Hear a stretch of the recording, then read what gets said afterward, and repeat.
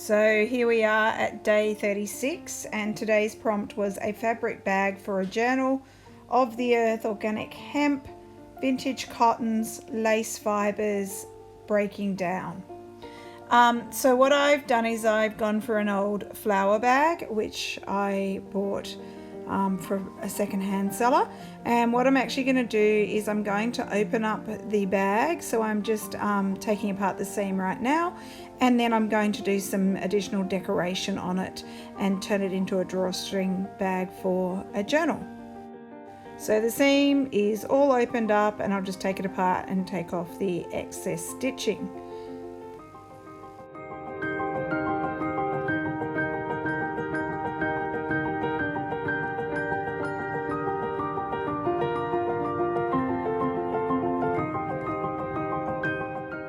So I've pulled out a whole bunch of old fabrics and also an embroidery and a doily and some buttons and things like that. And I'm just working out how I want to lay them down. So I want to put this embroidery on the back side, and I want to put some of these fabrics on. I'm just playing around with what I think will work, and then eventually I will start to sew it on.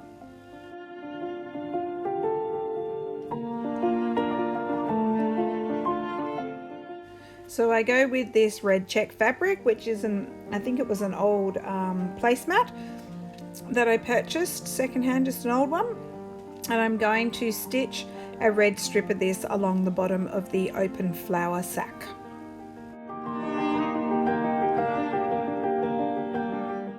So I pin this in place. I'm leaving the raw edge exposed.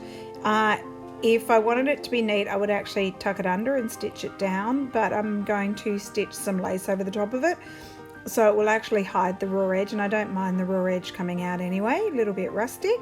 So I pin this down, and then off camera I will stitch the red fabric down.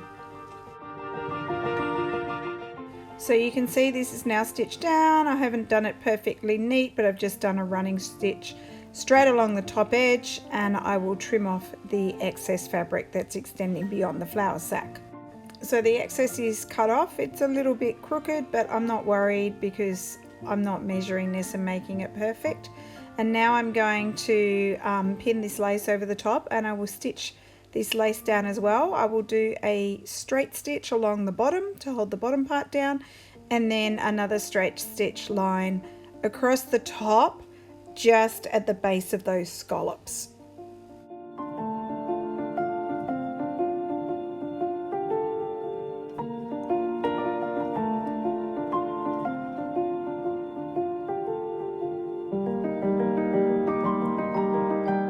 Alright, so I've stitched that off camera. You can see there's a straight line there and a straight line at the top as well, just holding it down in place.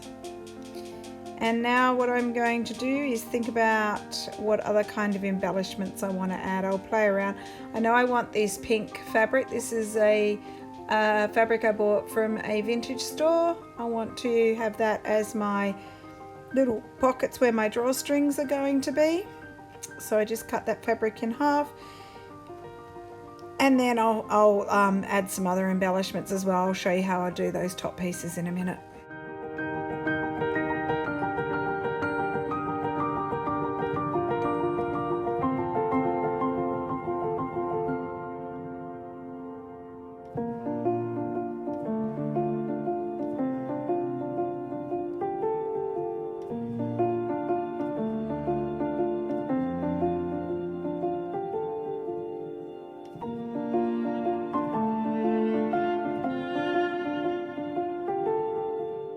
So I decide to go with this embroidery. I like the colours. They're kind of matching the colours of the fabrics and the flower sack that I'm adding, and it will fit nicely just inside where I need to stitch down the sides. So I will pin that and I will stitch it down. I'd like to put this is a vintage piece of Liberty from an old shirt, but I can't quite work out where I want that to go, and I think it'll look a bit weird, so I don't end up using that.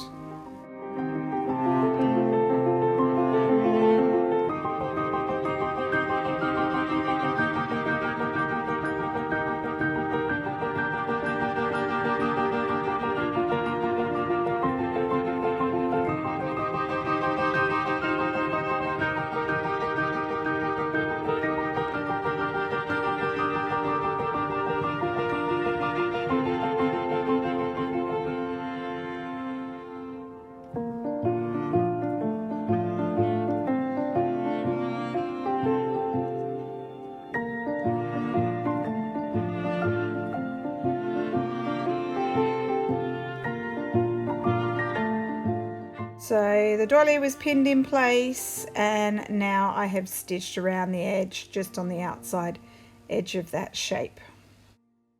So the next thing I want to do is I want to add some vintage buttons, particularly some vintage pearl buttons. I'm going to stitch them in a straight line on the flower sack side. So I'm just trying to find some that I like. I've got some old ones and probably some in there that are newer as well.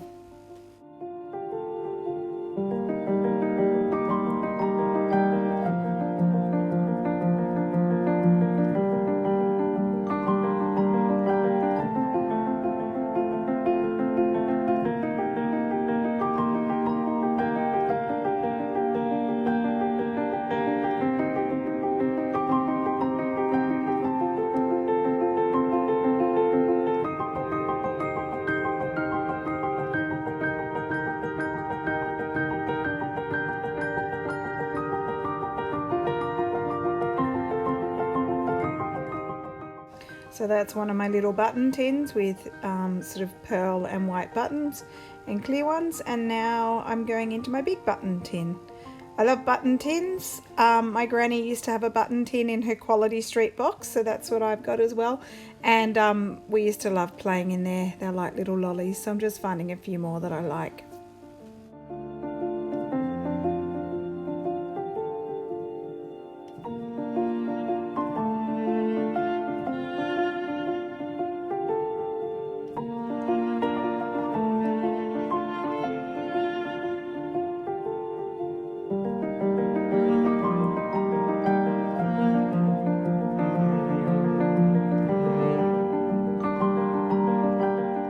So I've got a good collection of buttons now, and my idea is to just stitch them in a straight line along in this little gap on the flower sack. So I have a variegated pink and white perlé cotton, about a size 8 perlé cotton, and I'm going to stitch down each of the buttons with this pink thread.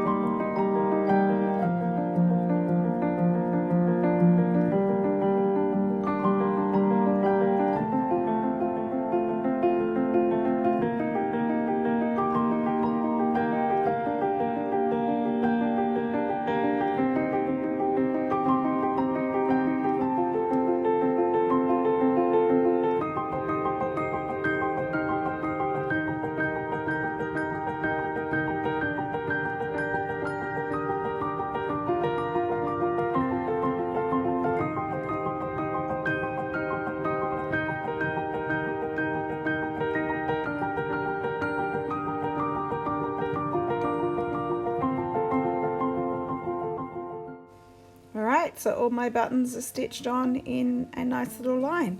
So now what I'm going to do is I'm going to add the pink pieces to the top. So just to show you what I've done, I've just folded the end over twice and ironed it on each end, and then I've ironed it in half, and that will actually sit, sorry that's just a bit off screen, but that will actually sit just underneath the flower bag, because that flower bag end is not a real seam, it's actually a finished seam, so I don't need to fold that over, otherwise I would have folded that over.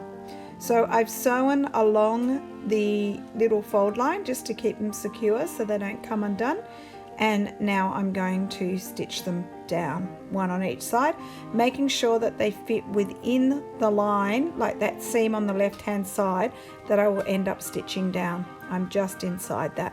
So I'll pin them both in place, and then I will do a zigzag stitch all the way across.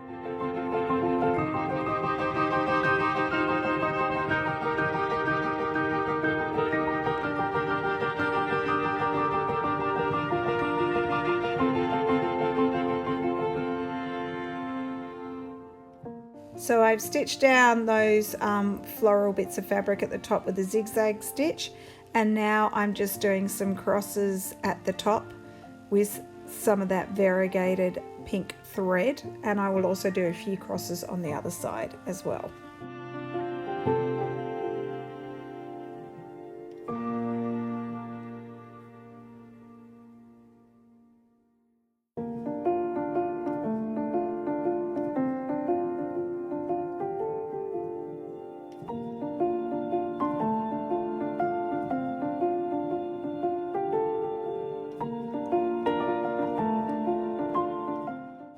Alright, stitching done. Now I'm happy with the amount of embellishment that's on this bag. Now what I'm going to do is I'm going to put it right sides together and line up those edges, making sure that I don't catch any of the lace from the embroidery on the inside.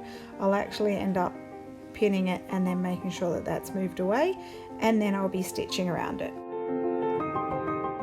Alright, so I've done my stitching off screen and I am just turning it inside out for the big reveal. So I actually stitched on a 45-degree angle just across the bottom of the corners as well, just to give it that angular look, and I'm happy with how the bags turned out. It's all lined up quite nicely. So now I'm just getting some, it's a thicker navy and white baker's twine, which I'm going to use as the strings, as my drawstrings basically. So I'm just loosely tying the two strings around a safety pin, because that will help me feed them through the little floral fabric part at the top, which is like the pocket where the strings go.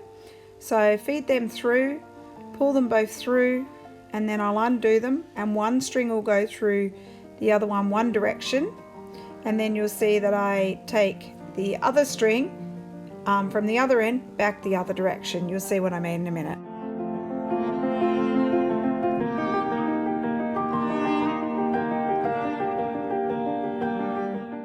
Okay, so that first string is through both floral pockets, and now the other string is only through one pocket, so I need to feed it back through the other one in the opposite direction.